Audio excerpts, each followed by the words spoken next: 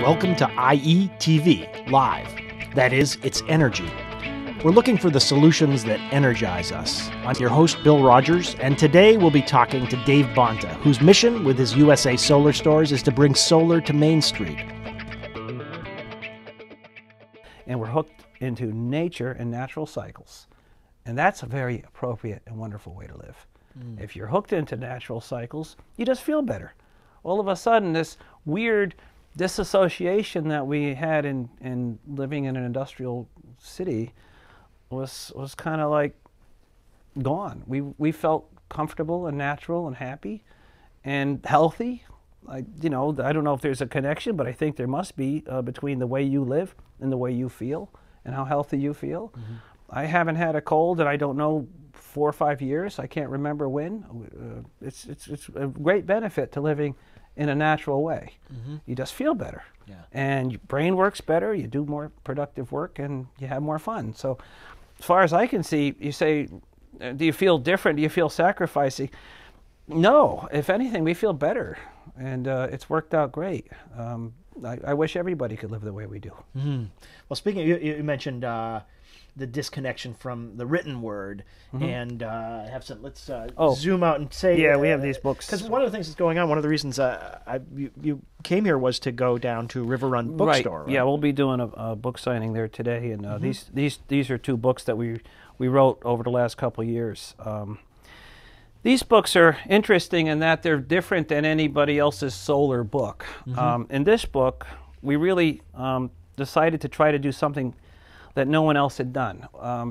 Solar books, we know in our stores, they don't sell a lot. A lot of people aren't too interested in the technical side of this. They really want to know what the lifestyle feels like. Yeah. So in this book, we started with the basics, because you have to have some basics, but we really tried to focus on the energy conservation and efficiency stuff that we do in our stores.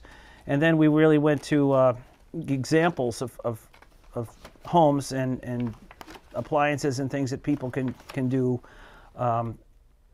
without a lot of sacrifice, as you say.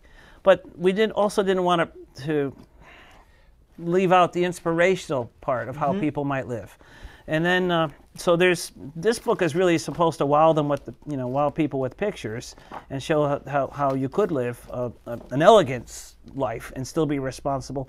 And then there was the actual text of it is very important basics on solar and renewable. Mm-hmm. This book here goes beyond that and actually talks about people that are doing this. Mm-hmm. This is about basics and inspiration, and this is about people that are actually living the life. Mm-hmm. So this subject hasn't been taken this way before. Yeah. We were trying to reach across the aisle to people that normally don't have solar books on their coffee table. Yeah, this beautiful photovoltaic coffee table that Jack put out for us. So what did you call it? The ROO. That's a ROO panel. That's from Russia.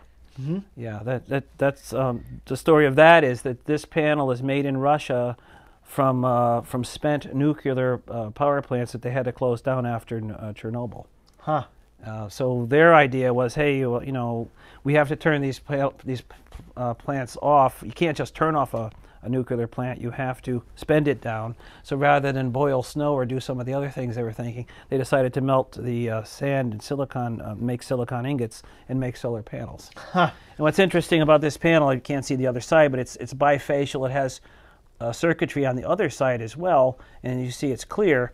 The idea there is that the sunlight will pass through the open spaces and bounce off the sun or the sand, if they were used in Saudi Arabia, and then be able to pick up an additional percentage on the backside. Mm. So kind of ingenious, really. Yeah. But what I like about it is that it's the old adage, they will turn their swords into plowshares. Yeah. We will turn our nuclear power problem into a renewable energy solution.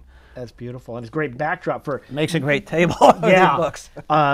Well, what strikes me in looking at the books is the design and the style, and which again not to diminish the importance of the pioneers in the field, but moving forward into a wider demographic. I'm very proud of this book. You can they say you can't judge a book by its cover, but this one is the cover that Jack Bingham actually took.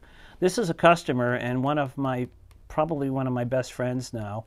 Everything about this house is green as can be. Even these columns were built from local masons, from his stone found on the place. I don't think you can see, but if you could see the cover of the book, he's got effigies of animals. It started out with an animal, I think it was his dog, that he wanted by the chair, and he asked the local guy that was shingling this thing if he could do that, and he made this animal effigy. And then it just got carried away. There's bats and all sorts of animals, but they're all local animals to this area. And so to see this in real life it's quite a beautiful project and lovingly done. I think they're still working on it. It's been a few years, but it's all about living a different kind of a life that's responsible. Can you mention their names? Oh yeah, it's Peter and Donna Hudkins. Yeah. And where is that? This is in Vermont. It's in Gassets, Vermont, not far from our first store. Peter came into the store and challenged me right out of the box. He said, I need a 500 milliamp shunt for a 24 volt something or other. And I said, huh? What are you talking? He said, what do you know about solar? And I said, I know a little bit about it, but I'm not sure. Can we slow down a little bit? So I wrote down what he said, and I called my supplier, and that's for a trimetric meter or something, and it costs so and so. And I called him back, and I told him. He said, well, thank you. He said, you're the first guy that actually called me back, and that developed a relationship. Yeah. And when he came in, he said, I appreciate the fact that you told me what you didn't know. You weren't trying to BS me. And that became a great relationship, and it taught me something about sales, honesty, and integrity, and reliability are really where it's at. If you want to sell anything, I don't care if it's solar panels or whatever, keep your communication open with your customers. Talk to them. And if you don't know something, it's okay. Say, I'll find out, and I'll get back to you. And then do that. And so that's part of what we train our store owners to do. And in this case, this fellow went on to buy tankless water heaters and solar panels and wind generators and batteries, and he went on and he's been buying things. Actually, he became a shareholder after a while. He liked us so much, and he's become a terrific supporter. Well, you mentioned, talking about shareholders again. What I'm sort of harping on this new industry, which is so I love the idea of distributed economies, but I think the idea that this is part of the economy. This is not.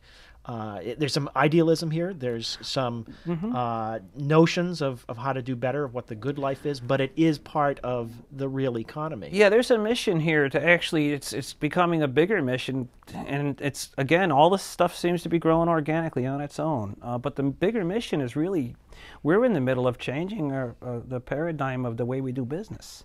It isn't just about selling solar panels. It's actually about building a cooperative and collaborative, communicative network.